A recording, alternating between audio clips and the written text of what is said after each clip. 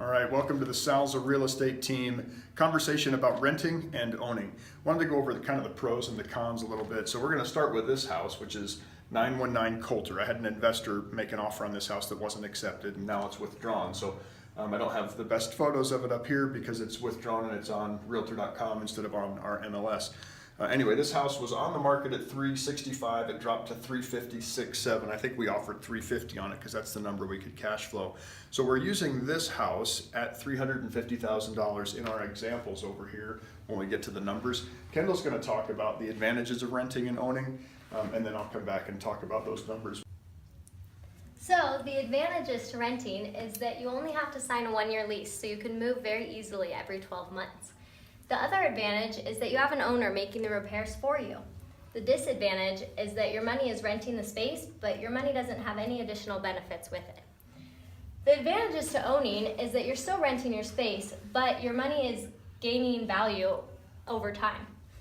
And the disadvantages is where someone else is maintaining your property, now you have to maintain the property yourself. So let's look at the numbers.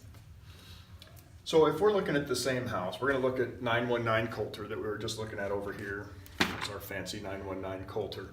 And we're going to buy it at $350. It's going to cost us $42,000 in cash, and we're going to get a loan of $315. This is roughly 10% down. It's a little bit higher than that because you've got loan closing costs in there. So your total in is $357. So let's look at that now. What is that yearly? So yearly, you're going to pay taxes, $2,119, insurance, $1,500. You're going to have repair costs of $2,100, and you're going to pay a mortgage of $20,873 for the year. So monthly, if we add all these up and divide them by 12, our monthly cost to own Coulter is $2,330. So that's our monthly cost to own. So if we're paying rent of $2,330, well, then the owner breaks even. If we're paying rent of $2,335, the owner gets an extra $5. If you're paying $2,325, well, then the owner's paying $5 to own this property. So you can rent the property for less or more than this cost to own, but that's the true cost to own. And if this is your rent amount, then you're paying all the owner's bills. And so over here on my fancy pencil drawing, so here are the benefits that owner gets from you paying the mortgage. So right now, remember we said we had $2,100 a year in repairs available. That's calculated into my yearly costs, right? So that money sits in an account at somewhat for either the owner or for the owner to use for repairs going forward. And the mortgage is getting reduced $6,000 a year over here.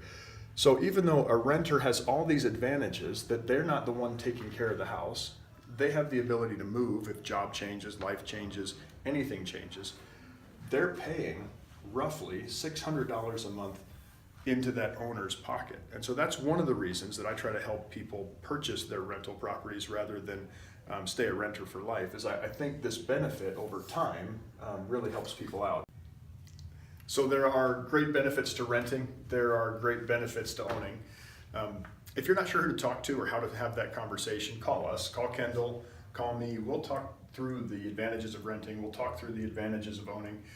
We'll help you create a plan so that you're making informed decisions with your real estate choices. Thanks.